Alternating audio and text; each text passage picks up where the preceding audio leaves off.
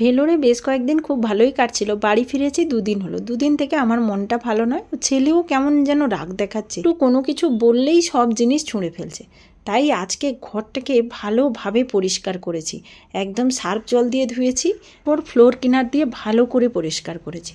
কেন জানি না 2 দিন থেকে আমার মনে হচ্ছে ঘরের মধ্যে কোনো নেগেটিভ এনার্জি আছে। এটা সত্যি কি মিথ্যে জানি না, আমার ফিল হচ্ছে।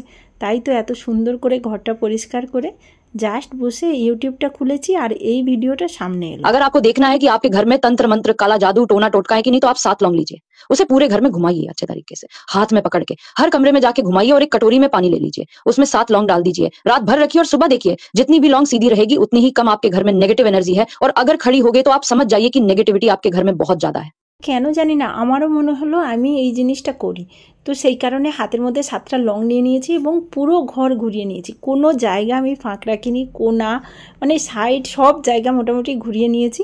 তারপর মোটামুটি আমি একটা পাত্রে জল নিয়ে ওটা সারা রাত ভিজিয়ে রেখেছিলাম। সকালবেলা ঢাকনা খুলে আমি তো পুরো অবাক, যেমন লংগুলো রেখেছিলাম ঠিক তেমনই আছে। তো আমার ঘরে কোনো নেগেটিভ এনার্জি নেই। জানি না এটা ঠিক কি, আমার মনে হয়েছে তাই করলাম। তোমাদের কেমন লাগছে জানিও।